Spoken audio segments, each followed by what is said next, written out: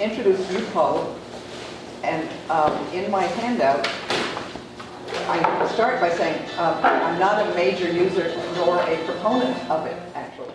It is a plastic surface. It is very different from traditional watercolor paper, even the most hot pressed paper. And I guess I want to sort of a little bit subscribe to the thought that it's, not real. It isn't watercolor. It's not right. Also, it's fake, it's plastic, it's modern. And I would still say all of those things are true. And as I say here, this is not a paper that you would find Cezanne and Sargent and some of the other people who were in the quiz, which we'll go over. It's not a paper, the essence of the watercolor. You never know. Yeah, if Cezanne came along, right. Well, I started thinking about that. I made quite a little, I did a lot of thinking. I do a lot of thinking when I'm alone. And I thought, Demuth, I was the first one I came up with, and I didn't go on with it. Well, I think would have taken to it. Some of the things, that funny little removal that he does, with the sugar cloth and these scrapes and everything, and his very clean whites seemed Demuthian to me.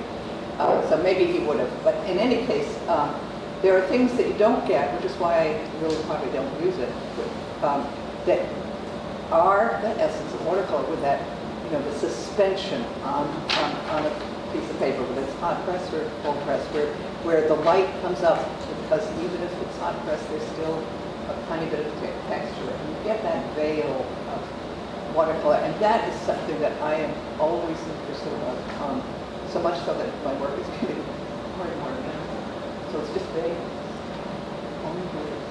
And this is not that. And so I had a really wonderful time.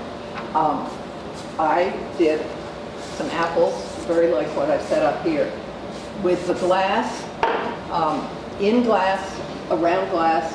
This is what I did. In glass, around glass. This one is very concentrated, and if you choose to do any of the things that are here, focus in. Make just a tidy, not tidy, don't be tidy, but it lends itself to tidiness. It lends itself also to sloppiness, and I'll talk about that. But following, what I wanted to do was follow, these apples have returned. We're so glad you know that, I know. Because I wanted to use them as a kind of a link in a lot of the classes. I don't know if they'll keep going. I mean, they won't, will they? But that kind of concentration, which many artists, and Cezanne, of course, comes to mind first, that familiarization, that exploiting them for their shape and their shape, their planes, their color, their humbleness, all sorts of things that apples bring, can be an interesting thing to do. And it maybe makes us work a little bit as in a series, and if you even keep that in mind, that you may be doing a series, or you can just think of it as an exercise, or you can not do it. Anyway, so the reason for this glass slice, in, out, whatever, is very specifically because it's contrived. It's contrived. You don't just, walk into your kitchen usually and find that, sliced in this kind of funny way. So it's a statement of saying, I'm using this for what shape they provide, and the facets, and that I think is a very worthy thing to do, just to truly distill things down, because it's contrived, because it's not, a typical thing with a wine bottle, apples, compote or whatever. Therefore, you're looking at the shapes, you're looking at the line and color of the cloth that comes through, under, around, and in some ways creates some of the composition. So what I did, and what I'm going to do, just to show a little bit about the touch of Yupo. And if you have never used Yupo, you will immediately be impressed by its slipperiness, and that's what that's what I got deeply into, where I said, because of its slick, ultra-white surface, certain features of paint application are exaggerated, more so than when you have an absorptive or semi-absorptive paper. So you put, if you put down, is it going to scream again? Mm-hmm. You can put down very wet, and you've probably seen some people in this class using this. Notably Joan, who of all people is not here today, unfortunately. Yes, she did, and she has a terrible cold, and she did not want to expose people, which I appreciate, but I'm not. This is sort of. Did you say it was National Yupo Day? I did, and I said you could sit outside and mask. I could have brought one. And we call it mask. So anyway, unfortunately she's not here because she is an expert, which I am not. But what I had was a lot of fun, and this is what I did. Again, this contrivedness of these. This peculiarity of apples being inside glass makes you, or I think makes me, think more. That these are just contrived, abstract, if you want. I don't like using that word irresponsibly because it's not exactly the point. But you're looking at them more for their qualities than for their subject, which I think is a good thing. So you can, this is doing the slippery, wonderful things that you do. Does it take longer to dry? It can. These bubbly things. Sure. And actually, but I'll wait a sec, it does some kind of fun, of course it does very extreme removal, where I'll demonstrate that, where you get back to a clean white or an edge that gets blurred. So it's a forgiving paper surface matrix. It takes thicker paint too. It can take. You can make this really extremely, practically like oil paint, and get some stuff. And then these little blurs can be quite fun. And I had a lot of revelations as I was doing my own thing, which is the completely counterintuitive thing about doing a demonstration is I can't do what I do when I really paint, which is really get lost. I mean, even if it's not a major important painting or something, but basically I get very lost in it and start following all these things, and I don't know how to translate that into a demo. I'm trying to get these little shapes, little colors, as you can see. Are you connecting these as you go? I'm connecting them. See, why don't you talk for me?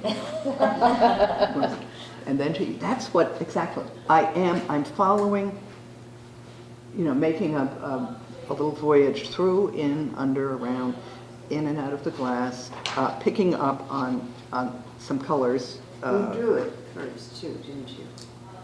A little bit. I did draw it, and I drew it with pencil. And you can do different things. You can do. Look at that charcoal stuff. Oh, the graphite thing. Yeah, you could. Is this a graphite? Now, would you remember this big square thing? The big square thing. Yeah, I don't have it here with me. You can do that. That's going to make its marks. But you can also you can use pencil. I use just a little pencil to sort of orient myself. And in orienting, again, that's why I use this glass thing. I'm kind of moving out from everything so that to keep that connection. So this connects to that, this connects to that. These are not necessarily final. I mean, this is a little odd, though it could be something that I fall in love with and I keep that apple. But I'm very consciously trying to follow this thread. So I'm picking up on these little greens and going to this, more green. You can see this very liquid thing. As Connie said, you could be doing you could be using a dryer or solid. You always have to sometimes. Sometimes That's you what I have to, meant. yeah. It's very, very suited for, quite measured and constructed lettering, perfect for lettering. But it is also very useful for very liquid, sloppy. I don't remember when it says sloppy. So here we go here. Weird things have happened. So this is a sloshy, which I kind of like, so I'm just going to not touch that right now. However, the nice thing about this is you can do just about anything. I'm going to now neutralize a facet of that cut apple. And that's again why I use these, not just because we're going to stick with apples for 9 weeks. You think I'm kidding? I may be kidding, but I would love to. Okay, so here I am removing a few things. I put a little something there, and I'm taking some out. I am putting a little bit of all these things. I just love these apples interiors. They are spectacular. You get these marvelous graphic details, the sort of bloom when along an edge. The halation, remember halation? Everyone, do you remember halation? I don't. Of course you don't remember halation. All right, halation, and I don't have... There'll be a vocabulary quiz next week. Is that a desired Oh, yeah, we'll do effect? vocabulary. What? Is that a desired effect? Well, the halation, Wayne Thiebaud, do you know Wayne Thiebaud's work? That's where the word comes up, where, he edges, say, so you get this, maybe with a yellow or pink or an orange, and I don't have my book. And though that's not the determining color of whatever it is, like a Granny Smith, edge of a Granny Smith, but it gives that buzz and a wonderful quality to it. Now, I am going back just to show some of the removal things that you might do. Basically, if you haven't used it, you're going to have to do your, some of these experiments just to see what happens. And depends how, but I still like that thing. Okay, how much should I do? Are we basically having about enough of this? Do the glass. Okay, now when you do the glass, you don't do the glass, right? Right. Because you do the absence of the glass. And again, this is why Yupo is great, even though it's very messy. You can pull out an edge, though I'm going to work it around here. So when you say do the glass, I'm going to go right up to the edge where I see this apple face facet. And I'm leaving the space. And this is where you get into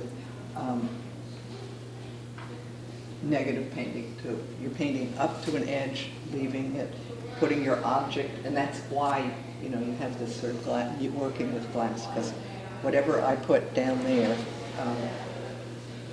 is going to display the edge. You may not be able to see this very well. And I can also perfect it when see, I'm working up to an edge here, as I see here. Here I am working up to the edge, and leaving that little bit of the glass on that side. You can see how it just takes everything. You may find at first that you overshoot and it's just swimming and it beads up, but just stick with it and either use more paint, less water. I think in a way I'm always trying to do a little less is better here. But,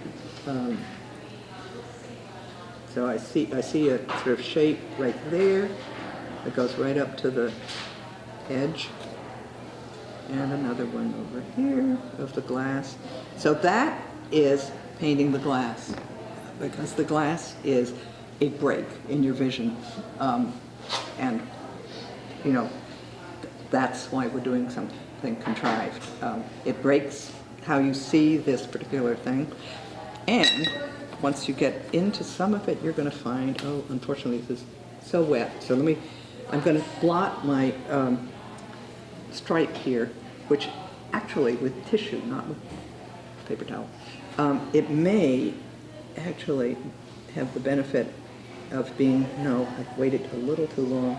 But you can also take a little water, and it might be even more clothy. So I'm trying to get clothy feeling, which I did do in here. Now I... Would you get the same effect if you just did that with a brush? Or what? Yes and no. This gives, I mean, cloth is a wove, weave. And so, I mean, you could do it, you know, like that if you wanted to be a photorealist. But if you do just sort of a blotting, it just does kind of what happens, because, you know, color, like a weave, there are really little whites in there too. I did not leave enough room for the beautiful base of this jar, which is, again, such fun to play with this. And if you were doing this the way I was when I was all alone, if you were doing it so you were totally concentrated, you get to these passages and you think, oh my God, that is so fascinating. And you don't think, I don't know how to paint that. You do it. As if under the control of something else. Magic. Yes, your hand, because you are so concentrated. Now, if this is not true, do not tell me about it. I want it to be true. I mean, and sometimes it is true, and I think probably everybody has had this experience where not so much that a foreign hand takes over, but that, you know, if you give yourself totally over to it, you kind of have to do it, because what else can you do? I love this stuff, and I never would have done it, but if you look at what happened when those kissed, these two apples, they just went, which is not unlike, so talk about miracles and being out of not responsible. There really is a funny thing that happens because of the reflection and the yellow of the Granny Smith. So then you get into this and you think, oh my God, that is so interesting. I mean, it's enough. That's enough for the day. So I'm not going on with this right now, but I might if I get time, because I really love some of the stuff that comes. But let me just quickly show the famous old, you know, just making a clean edge. See, if you have made an error, which is very possible, you can wipe right out. If you decide, ooh, I hate that little ragged, which I don't, but for the sake of it, if I want this to be perfectly, I'm so sorry Joan isn't here, because there are very few people I know or that I've followed who have gone on to use Yupo. You want to say something. But Joan is a wonderful example and does wonderful stuff. It does great stuff with her. But most of the people, and that's not so much Joan, most of the people who I do see who have continued with Yupo do very beautiful, beautiful work, very precise. A lot of absolutely the edge, the whatever, the writing. They often will incorporate writing because it will pick that up beautifully, and you'll see a lot of clean edges. It's a white that is very Yupo-esque. Occasionally, if you're familiar with it anyway, you may have looked at stuff in a show and said, you know, from across the room, I think that's Yupo. It may not be. You know, Yupo's not the only thing that can create some of it. But anyway, that's the very clean removal. And this is where, you know, sometimes you might want your darling little half-inch flat, if you have one. If you